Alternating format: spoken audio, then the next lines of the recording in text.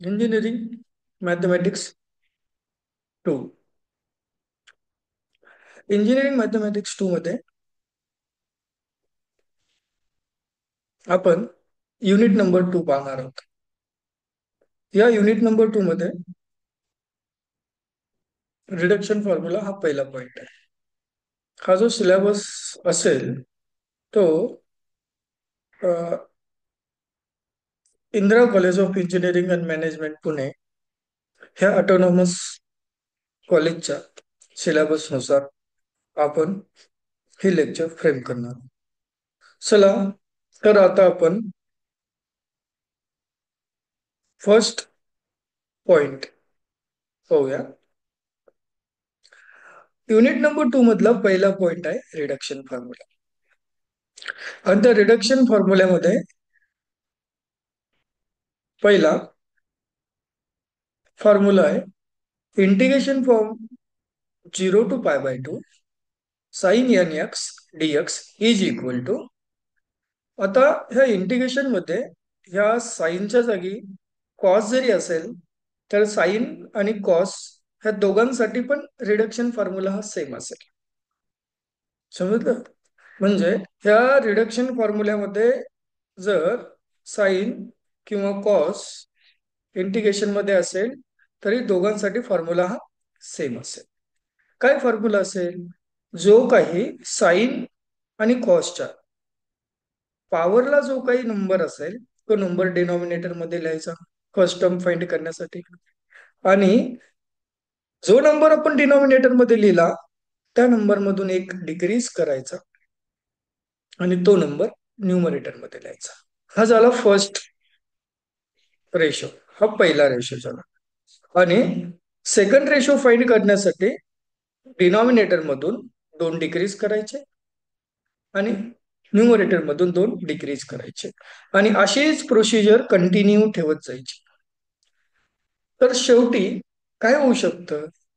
N हा even असेल तर n-1 हा ऑर असेल आणि शेवटी or-2 or-2 or-2 करत गेल्यानंतर शेवटी 1 उरेल. किंवा n हा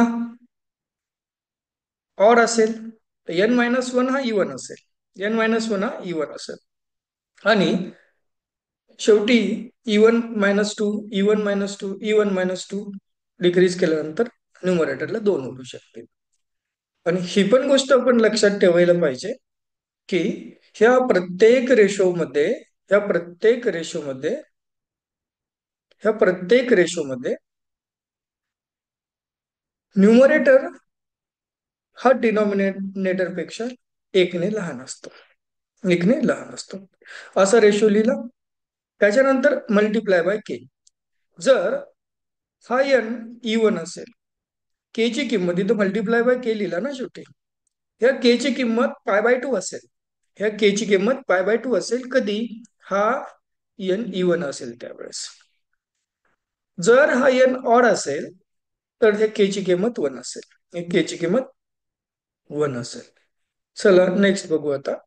एक फॉर्म्युला पाहिला आपण. फॉर्म्युला पाहिल्यानंतर आता एक्झाम्पल नुसार आपल्याला समजेल काय सिस्टम. Question number 1.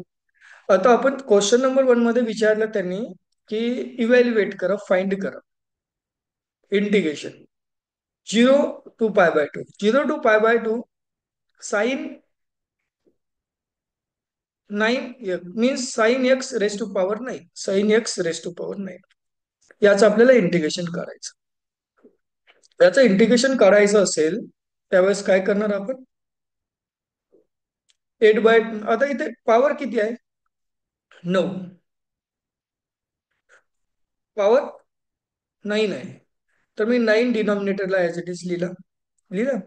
त्याच्यानंतर जो काही डिनॉमिनेटरला लिहिला त्याच्यामधून एक कमी केलं. न्यूमरेटरला 8 लिहिलं 8.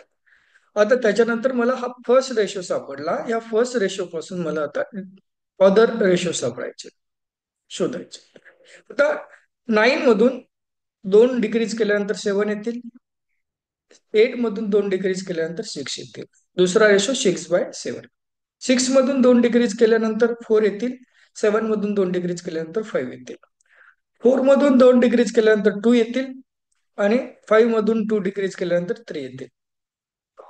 आता लास्ट एंडिंग कधी होते? एंडिंग 2/3 ला होईल किंवा एंडिंग 1/2 ला होईल, असं असेल. आता करा. आता हे मल्टिप्लिकेशन करा. 8 मल्टिप्लाय 6 मल्टिप्लाय 4 मल्टिप्लाय 2 याचं मल्टिप्लिकेशन केल्यानंतर येतं 128. आणि न्यूमरेटरचं मल्टिप्लिकेशन केलं आणि डिनॉमिनेटरचं मल्टिप्लिकेशन केल्यानंतर येतं 350. याचं मल्टिप्लिकेशन करून येते, लिहा.